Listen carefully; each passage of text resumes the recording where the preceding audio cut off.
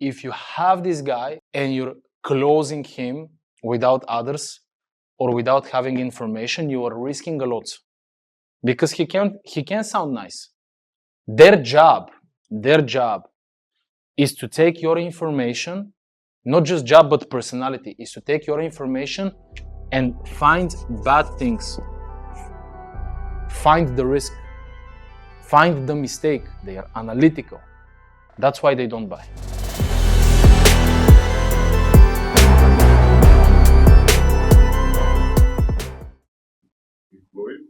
Employed? Employed? Yes, you're employed. That's okay. Last question is, how would CTO?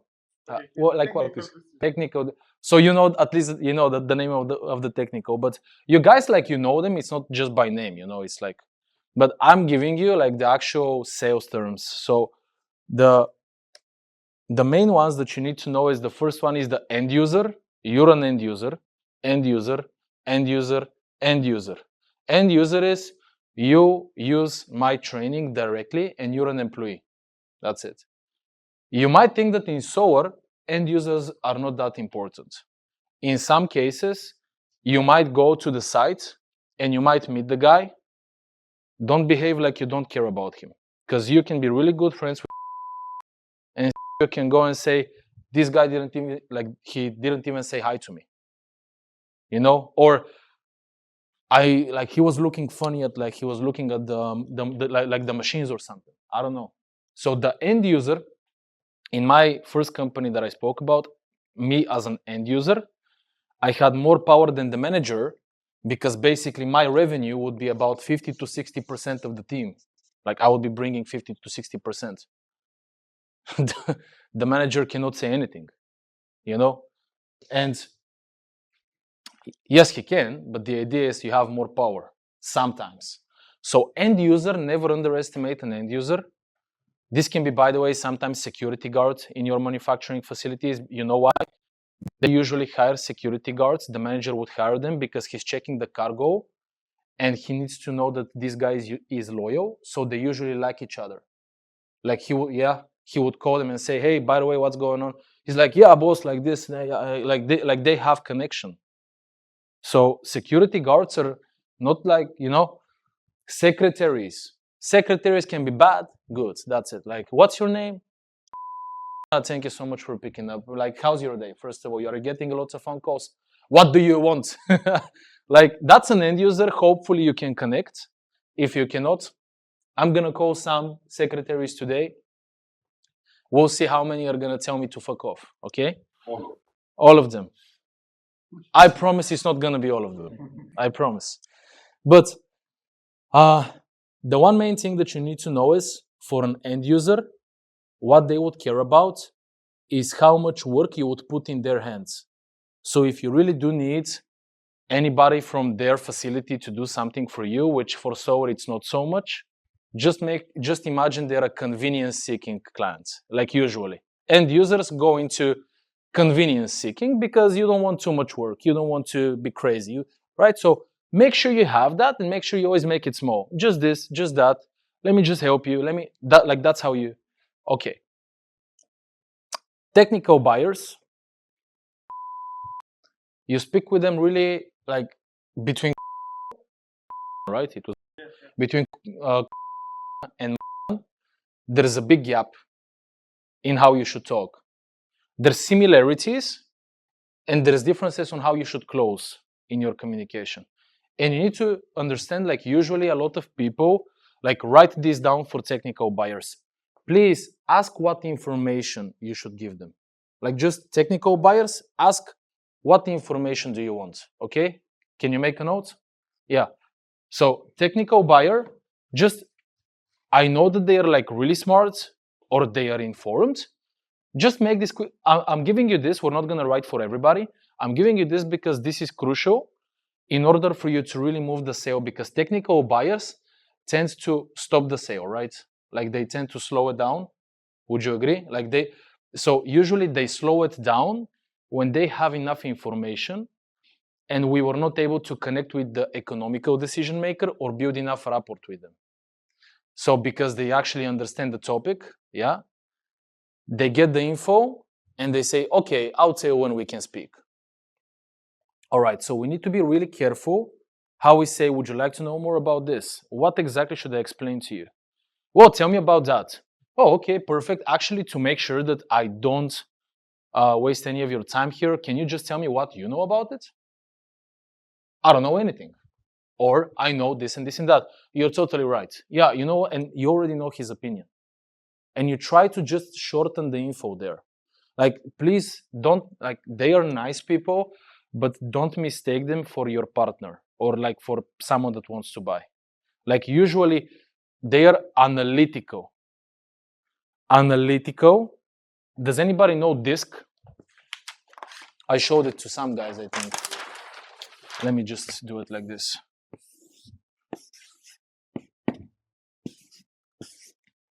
Does anybody know this? Yes or no? Okay. These are the main personalities of people. People in general. You just told us that we will talk about this today. I did? Yeah. Okay. Amazing. So I kind of go with the flow sometimes, you know.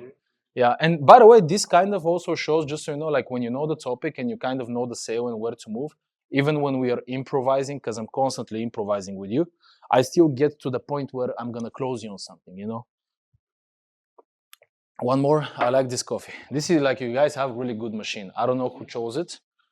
Usually every company always buys like the best machines because it's for the CEO as well, you know. So, so this here stands for dominant. This here stands for influencer. This here stands for supportive. This here, conscientiousness, which is like a really long word, so you can just say analytical. So this is like not my idea. This is maybe 70 years old. This is like really old. This is from books. They use it in psychology. They use it when they pick a team. They use it when like the minimum team usually for a sales team is 4 people. If you have 4 people sales team, for instance, you should have only 1 analytical guy and 1 dominant. Otherwise, they start arguing. So you can have multiple top performers and your team is not going to perform, basically. So let me explain. Dominant, this is usually leaders. Like you're more dominant. You go here. In the way that you talk, in the way that you behave, like you go here. You're probably, because this is like, you know, this is like a circle. You're probably more around here because you also analyze, right? So you go down to analytical as well, which means that you like to calculate stuff and you like to think, right? Is that the case? Yeah. Okay. So that's you. Just by speaking with you, I can see it. You are a little bit more into the influencer and supportive type. Is that the case? Yeah. Okay. You're like really strong, in my opinion, in the supportive, and you have it a little bit down here into the analytical. Is that the case? Okay. Yeah. By the way, you might be here, but I haven't spoken with you too much. Okay. I've spoken with them on one-on-ones and on meetings. Here, you guys just say yes or no. With you are, I believe, also into the supportive, but a little bit higher because you're also working with like the team, right? Like you are reserved a little bit. Is that the case? Okay. I have no idea what you are. I'm joking. You're like an influencer, in my opinion, just by the smile. No, like, yeah, you're relaxed. You engage. I don't think you like confrontation a lot. I would say supportive and analytical.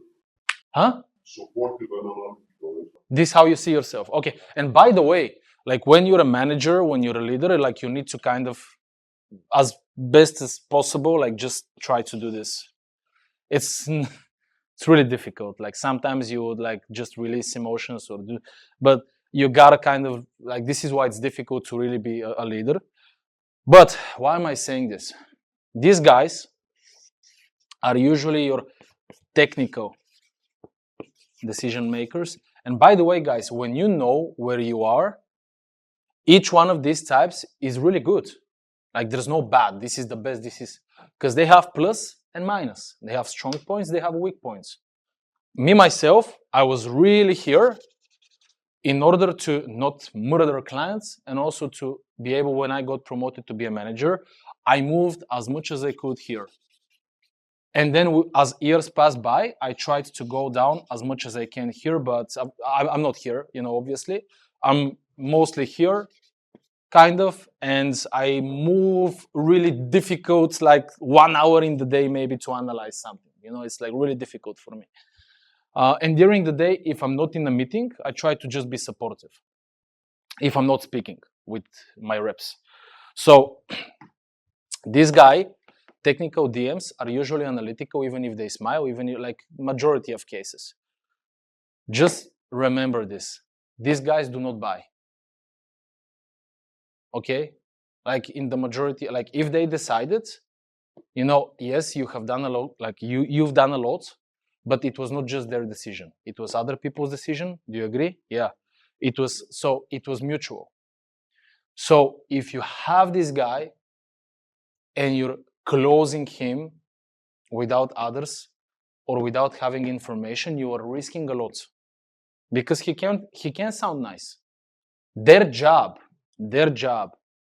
is to take your information, not just job but personality, is to take your information and find bad things, find the risk, find the mistake. They are analytical.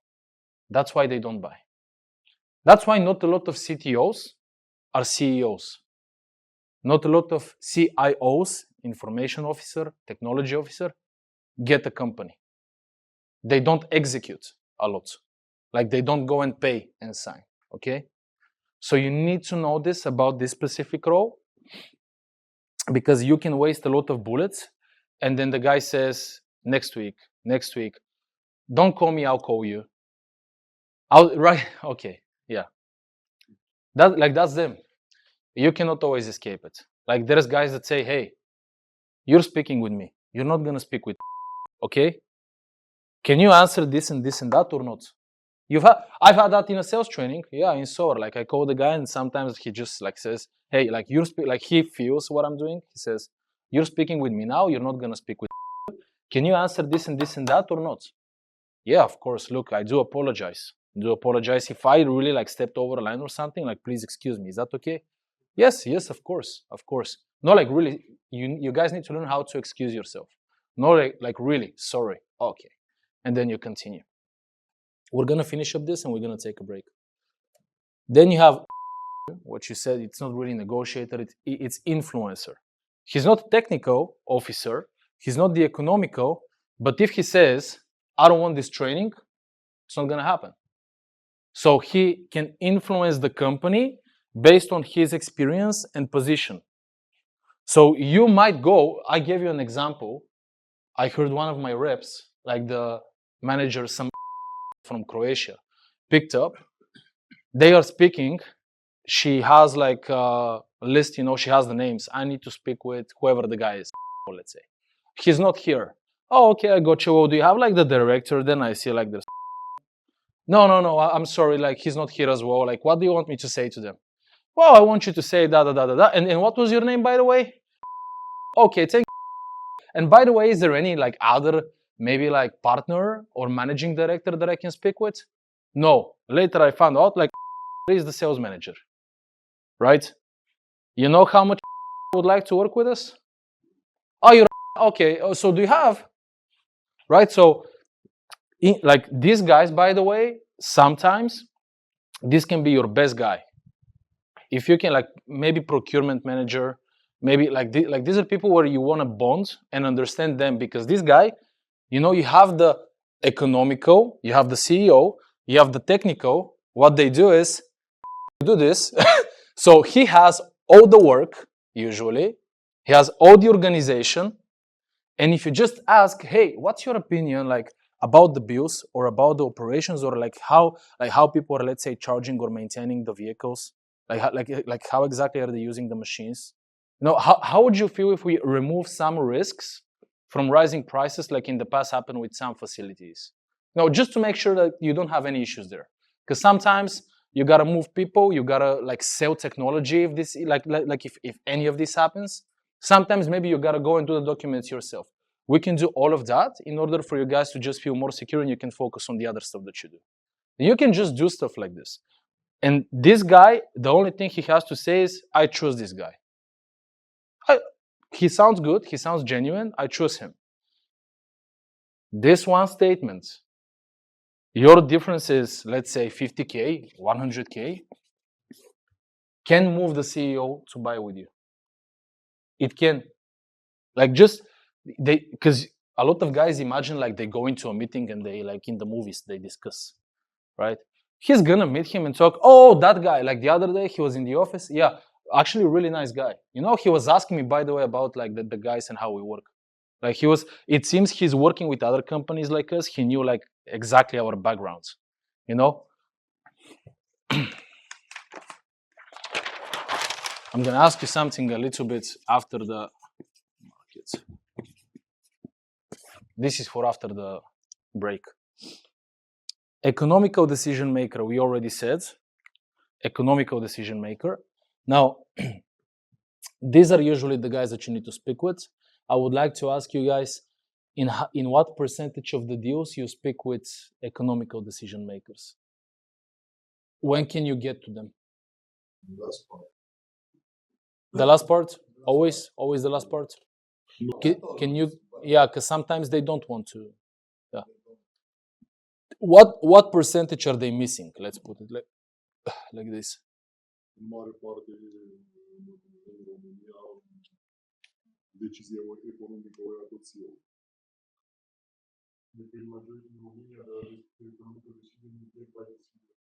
Is by the CEO. My point is, what percentage are you speaking only with the technical?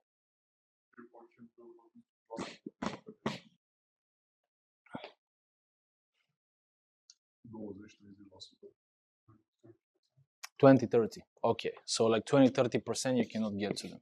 Now for this other like 70%, this specific one, if you can get him on the first call, that's the best thing. That was the only thing I want to say. Like if you can get the economical guy on the first call without giving info to the technical, like that's what you need to do. And the best thing is like just invite them together on the meeting if you get this guy. Let's sit together. Like just like it's just like the best thing is, do you guys invite them early on a mutual meeting, technical and economical? Depending on the project, but yes, if we consider it helpful, resourceful, yeah, we will organize a meeting. Always do it, because I'll tell you one thing. Like, thank you for writing. Actually, one more thing we have to, this is the best thing. You don't want the client to think without you. So you don't want these clients, so you have 1, 2, 3 decision makers. Please, the first thing you do is think together, as like whenever you can. So just write this down. Get them always on a meeting, because you don't want them. They will, I promise. These guys,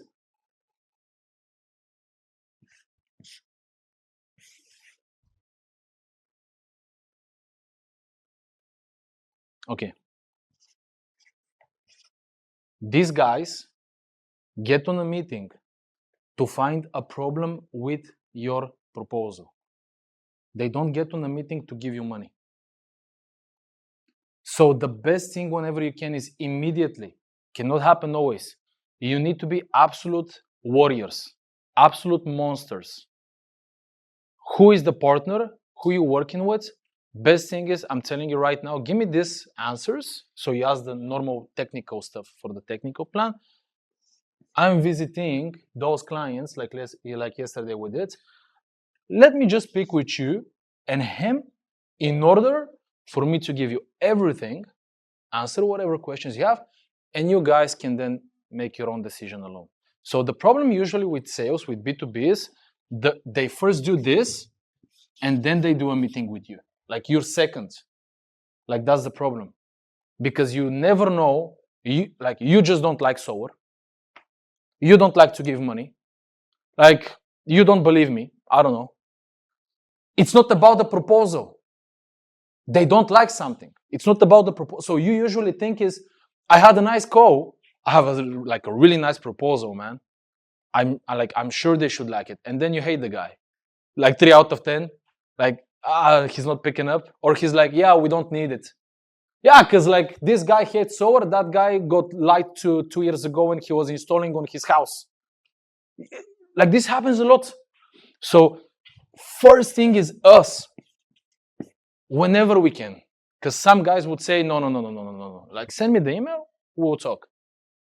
You cannot do it always. But you gotta know this, because then like otherwise you're stabbing yourself in the back. You are. This will leave it when we come back.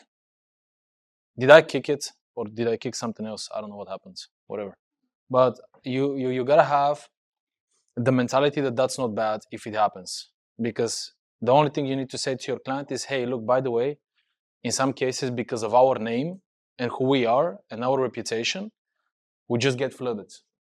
And we don't want to rush any quote or any offer because we care about the client. So when I'm sending you an offer, I want you to know that this was checked by me, by the engineer, by the head of technical, and by my manager, in order to make sure that you're receiving the right information. So if the quote does take, as I mentioned, more than 3 days, it's simply because I want to make sure that I'm sending you something right, and because we are working with so many clients, but every time we want to be on 100% with the clients. Is that okay with you? Yeah. Yeah. We Okay. already try to Yeah. lead the discussion to that point. Yeah. Because some of them are really insistent, and they ask the second day, why didn't I receive my quote? But because I have 100 clients as well, it's not that I don't want to talk with you, but I need to bring my attention to everyone. I want to bring my 100% focus onto each one of you. Okay. So Yeah. you need to have a little bit patience, please. Not with these exact words, but as you said, we should By the way, make the client understand the situation. yeah, as long as you said somewhere around what I said or what you said, because in the beginning you said I have 100 clients, like don't really do that, you know? Yeah, I don't Yeah. need the number. No, like no, you can say it, but the point is, whoa, I have 100 clients. Like you don't say it like that. You heard me what I said. Like, look, because of our name and our reputation, at some point we get right, like we, and then you. So if you have a problem, I would like you to know that your client needs to have a problem with your situation. Please write this down. Like just a quick note. The client needs to have a problem with the situation, not with you. So you need to be really careful with your words when you say, I have, because you don't know how they would understand it, okay? Like our company, well, look, the clients we work with, the market, okay? This is, by the way, this was one of my main responsibilities when I was working with finance. Because when you're working with investments, what you guys think about the market, you cannot even imagine. One day, my market is making my clients millions. Next day, it's bankrupting them. And this is happening every month. If you think that you can go out of, I don't know, excuses or sales strategies, you're wrong. But the problem is when you say, well, I work with, okay, so you're the problem. Who doesn't work with, right? Like who doesn't work with 100 then? Don't go there, you know? Like that's the thing, because they would never say it.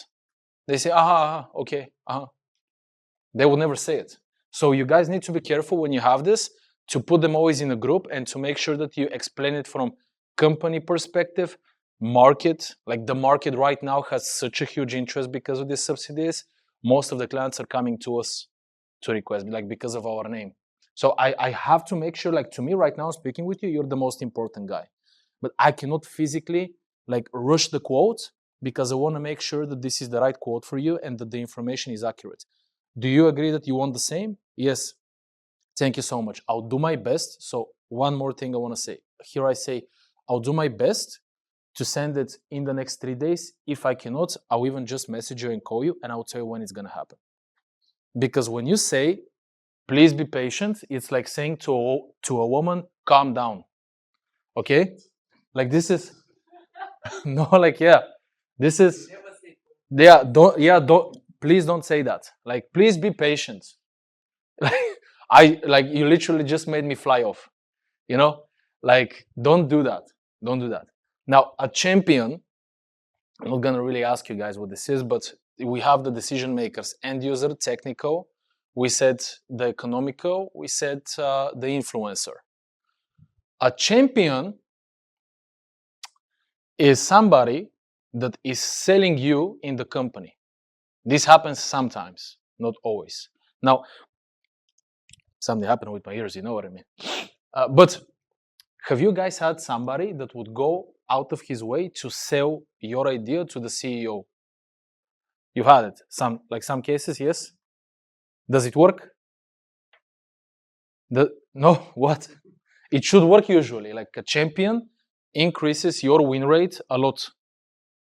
So this is like the way the way can sell because of the position and the years that they work together. I can never do that. You can bring Jordan Belfort. I think you said, yeah. He cannot sell like you can. He cannot sell like you can. You're an end user. Like you can. Like you can.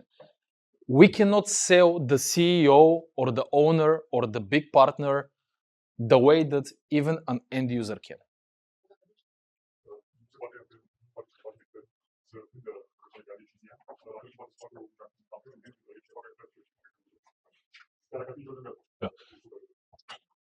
Yeah, because he doesn't have anything like to gain financially from it. It's like he likes the idea, and also he's not gonna use like any sales closing. He's gonna go and say, I like this. Like, I cannot sell like this. Pay me. It doesn't work like that. So who can be a champion from all the decision makers? Can you tell me? So you have end user, influencer, technical, economical. Influencer. That's the most common one. Influencer is the most common one. So manager level, somebody that's working with multiple departments, he's usually the champion. So if you speak with a person like this, he does not hold the money, he does not hold the technical. If he's a champion, she can tell you one SaaS company talked. I'll help you out a little bit here. The technical guy was my champion. I've never expected it. Like, this guy murdered, it was 4 partners, he murdered them in a good way, I mean. He was like, they didn't call you? Give me just a second, these motherfuckers. And he calls the CEO, he calls like the others. He says, why didn't you send the documents? Why didn't you sign this? Why didn't you do that? Like, we're waiting here. Like, I cannot speak like this to them, So a champion can be anybody. Most common one is influencer. The second one that you hopefully can get in SOAR is the technical. Hopefully. So usually this would mean, in all honesty, it would mean that you are covering my needs as a technical decision maker. So I can be, what you write down? I don't know what yeah. The technical is the second one you want in SOAR. So influencer, technical is the second one. Economical can be, and the end user, like for SOAR, most probably not a lot, but if it happens, it happens. The whole idea is like this thing. If you get a champion, no other competitor would have that.